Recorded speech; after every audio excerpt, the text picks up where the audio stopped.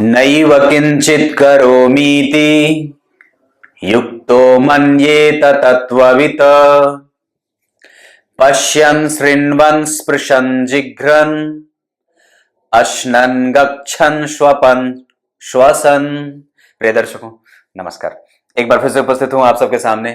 कल मैंने ज्यादा बोल दिया था, ऐसा तो नहीं था, आप लोग उसका बुरा ना मानना, पर वास्तव में हमेशा ही जहां से भी ऐसे खुले बाह से स्वीकार कर लो अगर आपके पास कोई कमजोरी है तो उसको बदलने के लिए। जैसे मैं हमेशा स्वीकार करता हूं कि मैं जल्दी ही हो जाता हूं। आइए अब आपको आज के कार्यक्रम में बताने वाला हूं, ये एक ऐसा अद्भुत कार्यक्रम जहां आपको मैंने ये बात बताई थी ना एक बार कि शुक्र जहां बैठते हैं उससे अगले भाव का फल बढ़ जाता है। फिर उसके बाद मैंने एक कार्यक्रम में बात बताई थी कि जिस भाव को आप देख रहे हो अगर उस भाव का अधिपति अगर उससे केंद्र में हो या अगर उस भाव का कारक उससे केंद्र में हो, चौथे सातवें और नवें में, तो वो अच्छी बात हो जाती है। तो यही स्थिति आज के कार्यक्रम में बनेगी। आज आपको पापक ग्रह को लेकर के किसी जन ने लिखा था कि जैसे मैंने कल के कार्यक्रम में बताया था कि अगर जिस भी भाव को देख रहे हो अगर शुभ ग्रह यहां यहां बैठे हो इन इन भावों में तो अच्छा होता है। तो आज पापक ग्रहों को लेकर के चर्चा होगी, बने रहिएगा कार्यक्रम के अंतिम हिस्से तक, कहीं नहीं जाना है। शुरू करते हैं आज का कार्यक्रम।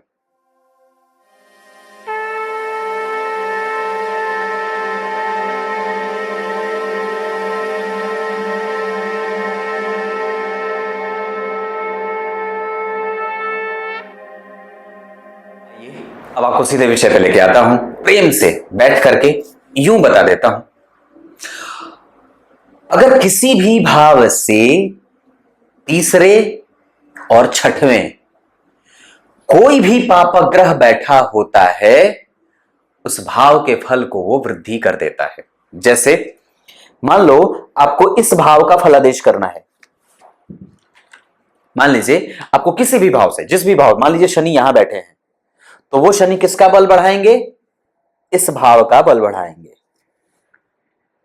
उसके साथ साथ यही शनि आपकी कुंडली में यहां का भी बल बढ़ाएंगे, क्योंकि यहां से गिनो तो 1 2 3 4 5 6, यानी कि ये शनि धन भाव का बल बढ़ाएंगे और ये शनि पंचम भाव का बल बढ़ाएंगे। कोई भी पापक ग्रह अगर आपकी कुंडली में जहां बैठा है और जिस भाव से तीसरे और छठवें बैठा है वो उस भाव के फल को पुस्ट अप कर देता है, बढ़ा देता है, पुश कर देता है। बस यही बात है। जिस तरह से मैंने आपको बताया था कि जहां कहीं भी शुक्र बैठे होते, मान लो शुक्र यहां बैठे तो ये शुक्र यहां का बल बढ़ा देंगे, उसके अगले भाव का बल बढ़ जाता है। ठीक उसी तरीके से मैंने ये बात बताई थी कि जो भाव का कारक अगर जिस भाव की आप चर्चा कर रहे हो, जैसे पंचम भाव के कारक कौन? देवगुरु बृहस्पति। तो पंचम के कारक अगर यहां से केंद्र में बैठे हो, यानी कि 1 2 3 4, यानी कि यहां का कारक अगर यहां से केंद्र में बैठा चौथे सातवें 10वें, तो वो कारक यहां का बल बढ़ा देता है। मतलब अब आपको इस भाव से संबंधित जो परिणाम है ना वो अच्छा मिलने लगेगा, व्यक्ति ज्ञान से युक्त होगा। अलग बात है कि उसके अधिपति कैसे हैं। अगर अधिपति कमजोर होंगे तो निसंदेह वो भाव कमजोर होगा, लेकिन अगर उस भाव का कारक, जैसे अगर जन्म कुंडली में द्वितीय भाव के कारक गुरु अगर यहां से वो केंद्र में बैठ जाएं तो ये द्वितीय भाव का बल बढ़ा देंगे। ठीक उसी तरीके से जिस भी कुंडली में जिस भी भाव से, अब मान लो मंगल यहां बैठे हैं तो वो कहां का बल बढ़ाएंगे? वो बल बढ़ाएंगे यहां का, दशम स्थान का वो बल बढ़ जाएगा। दशम स्थान का फल आपको मंगल की दशा में यहां का तो मिलेगा ही, अब मंगल वो यहां का फल करेंगे और दृष्टि का भी फल करेंगे और उस मंगल के एक्टिवेशन के टाइम पे यहां का भी बल बढ़ेगा। मतलब अब वो मंगल आपको दशम स्थान के भी बल में वृद्धि देने वाले हो जाएंगे। यही बात राहु और केतु के साथ भी होगी, शनि के साथ, मंगल के साथ, राहु के साथ, केतु के साथ। ये जहां बैठते हैं उसके पीछे 3 घर, यानी कि पीछे 3 घर, मतलब मान लो केंद्र में का मतलब तो समझते हो ना, तीसरे घर और चौथे घर को, चौथा घर केंद्र होता है, सातवां घर केंद्र होता है, 10वां घर केंद्र होता है, पर तीसरे घर को पराक्रम का भाव कहा जाता है। वो उसमें साहस भर देता है, छठवें बल को उसमें ऊर्जा देने का भाव हो जाता है, इस वजह से वो उसमें ऊर्जा दे देता है। तो उसकी एक शक्ति जो है वो वहां पे निहित होती है, जिसके कारण वो पापक ग्रह जिस भी भाव से गिनने पर तीसरा जा रहा है ना, आपकी कुंडली में जहां भी शनि बैठे हैं, यहां बैठे तो वो कहां से तीसरे होंगे? वो तीसरे होंगे यहां से, पहला, दूसरा, तीसरा, तो वो भाग्य का बल बढ़ा देंगे। अगर वो भाग्य में बैठे हैं तो फिर सप्तम का बल बढ़ जाएगा। और ठीक वहां से मान लो यहां शनि बैठे हैं तो यहां से छठे का बल बढ़ाएंगे, अपने से पिछले छठे भाव का बल बढ़ जाएगा। जहां बैठे हैं वहां से तीसरे, अगर कोई जिस भाव का विचार कर रहे हो, अगर वहां से तीसरे भाव में और अगर वहां से छठे भाव में कोई पापक ग्रह बैठा है तो उस भाव का बल बढ़ जाता है। शुक्र के ही बराबर ये भी उससे भी ज्यादा बेहतर व्यक्ति को बल दे देते हैं। ये एक लाइन का कार्यक्रम बड़ा महत्वपूर्ण और बेहद समझने वाला है।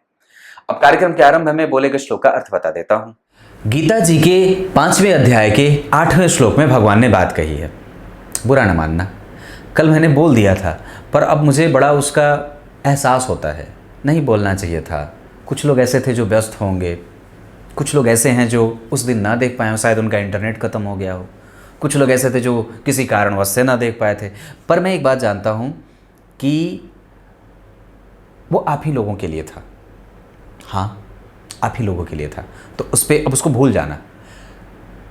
अब क्या कही थी भगवान ने बात? तो 5वें अध्याय के 8वें श्लोक में भगवान ने बात कही थी कि जो वास्तव में सांख्य योग का दर्शन कर रहा है, जो वास्तव में सांख्य योगी है, सांख्य योग के माध्यम से ईश्वर को प्राप्त करने का प्रयास करता है, वो जीवन की प्रत्येक गतिविधि में, अपने प्रत्येक गतिविधि में ईश्वर को वासित कर देता है। छूता, जागता, उठता, सोता, बैठता, श्वास लेता, श्वास छोड़ता, कोई भी चीज़ सूंघता, चलता फिरता, स्वप्न में, प्रत्येक प्रकार की गतिविधि में उसने ईश्वर को अनुभव में रख लिया है।